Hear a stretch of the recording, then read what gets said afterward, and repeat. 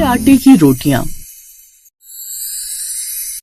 वैसे तो संगमपुर गांव में आटा चक्की की और भी 3-4 दुकानें थी, पर गांव के लोग सबसे ज्यादा रामलाल की दुकान से ही आटा खरीदते थे। रामलाल कहाँ था 2 दिन से? साली की शादी में दूसरे गांव गया हुआ था भैया जी। अच्छा, तभी 2 दिन दुकान नहीं खुली। लाओ 10 किलो आटा तोल दो। कल घर में आटा खत्म हो गया, दूसरी दुकान से मजबूरी में 1 किलो आटा ले गया। एक टाइम रोटी बनाई, किसी ने ठीक से खाई भी नहीं। तुम्हारी चक्की के आटे में और गांव की बाकी चक्कियों के आटे में जमीन आसमान का फर्क है भैया।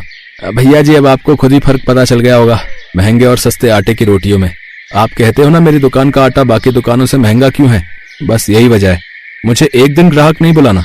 मैं ईमानदारी से काम करता हूँ ताकि मेरे ग्राहक मुझे छोड़कर कहीं ना जाए। मैं भी अपने ग्राहकों की पसंद नापसंद और सेहत का पूरा ख्याल रखता हूँ। भैया जी भले ही महंगा आटा बेचता हूँ पर नंबर 1 गेहूं इस्तेमाल करता हूँ। ग्राहकों को रामलाल की दुकान के आटे की ही आदत थी। रामलाल के बंधे हुए ग्राहक हर महीने 20-20 किलो आटा खरीदने आते ही थे। रामलाल भी बढ़िया गेहूं के आटे को बेचकर अच्छे पैसे कमा लेता था। रामलाल की शादी को अभी 2 साल ही हुए थे। माँ शांति और पत्नी उर्मिला के साथ वो खुशी खुशी जीवन व्यतीत कर रहा था। अरे बेटा, आज आने में बहुत देर कर दी। माँ गेहूं साफ करवाने में समय लग गया। तुम तो जानती हो मैं अपनी आंखों के सामने खड़े होकर गेहूं साफ करवाता हूँ, मुझे तभी तसल्ली होती है। तुम भी अजीब हो। अरे नौकर किस लिए रखे हुए हैं, अपने आप उन्हें साफ करने दिया करो, तुम क्यों खड़े रहते हो? उर्मिला अपने काम के लिए साथ खड़ा होना पड़ता है, वरना नौकर जल्दबाजी में काम करते हैं। अगर मैं साथ में खड़ा होता हूँ तो वह तसल्ली से गेहूं को साफ करते हैं। मैं नहीं चाहता कि मेरी जरा सी भी भूल की वजह से मेरा काम खराब हो। गांव के सारे ग्राहक मेरी ईमानदारी और बढ़िया आटा देखकर ही तो मेरी दुकान पर आते हैं।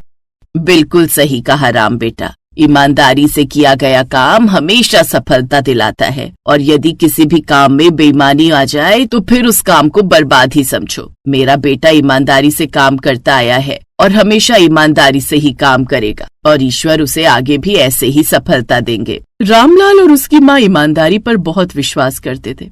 रामलाल ने सदा से ही ईमानदारी का मार्ग अपनाया और अपने काम को पूरी ईमानदारी से करता रहा। एक दिन रामलाल की साली, जिसकी कुछ समय पहले ही शादी हुई थी, घर पर रहने आई हुई थी।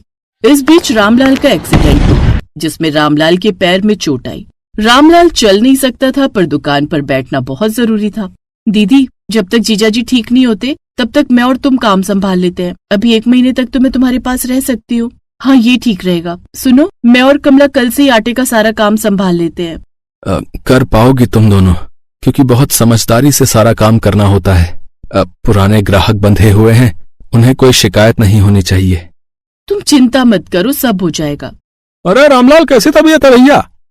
अरे अभी तो डॉक्टर ने आराम करने के लिए बोला है भैया। पैर की हड्डी में फ्रैक्चर है, समय लगेगा। अरे तुम्हारी दुकान से सब आटा खरीदते थे, अब सबको बहुत परेशानी हो रही है।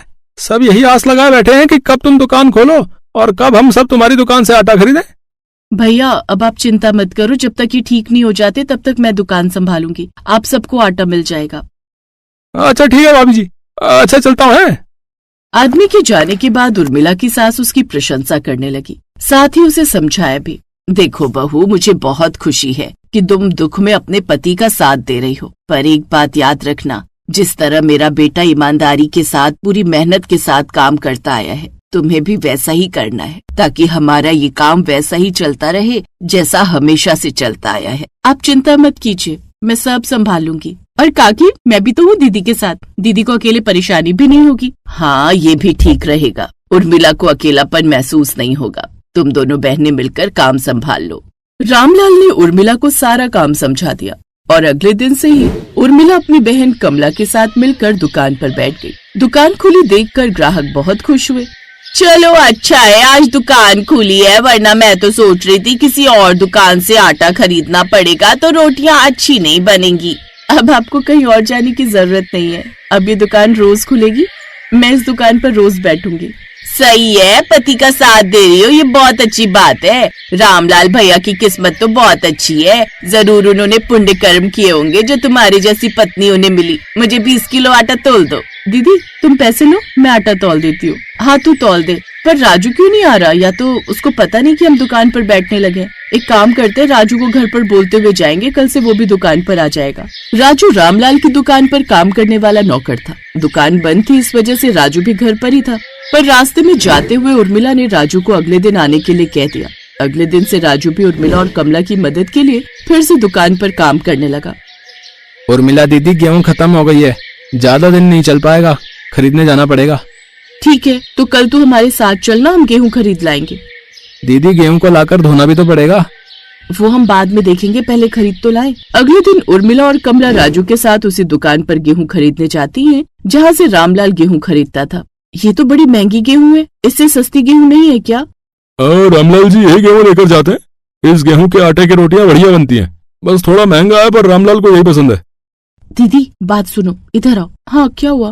दीदी जीजा जी तो पागल है, इतना महंगा गेहूं खरीद कर महंगा आटा बेचने में क्या ही मुनाफा होता होगा। अगर हम सस्ता गेहूं खरीद कर महंगे में बेच दें तो लोग जीजा जी की ईमानदारी को अच्छे से जानते हैं, किसी को पता नहीं चलेगा। एक बार करके तो देखो दीदी, देखना बहुत कमाई होगी। कह तो तू सही रही है। ठीक है, तो हम सस्ती वाली गेहूं खरीद लेते हैं। सस्ता आटा उसी दाम पर बेचेंगे जिस दाम पर महंगा बिकता था। उर्मिला ने कमला के कहने पर सस्ता वाला गेहूं खरीद लिया और उसने गेहूं को साफ भी नहीं किया, ऐसे दुकान पर रख दिया। उर्मिला दीदी, आपने गेहूं को धुलवाया नहीं, इसमें कोई कंकड़ पत्थर होंगे तो साथ में ही पिस जाएंगे। राजू, हमारे पास इतना टाइम नहीं है कि हम गेहूं को धोकर सुखाएं फिर पीसें। राजू, तू यहाँ पर नौकर है, इसलिए ज्यादा बीच में बोलना तेरे लिए सही नहीं है, वरना हम तेरी जगह किसी और को रख लेंगे जो चुप रहता हो। वही हुआ जिस बात के लिए राजू उर्मिला और कमला को रोक रहा था। अरे पकड़ो अपना आटा वापस, ये वो आटा है ही नहीं जो रामलाल भैया से हम खरीद कर ले जाते थे। ये आटा बहुत सस्ता है। इतनी घटिया रोटियां बनी हैं इस आटे की पूछो मत।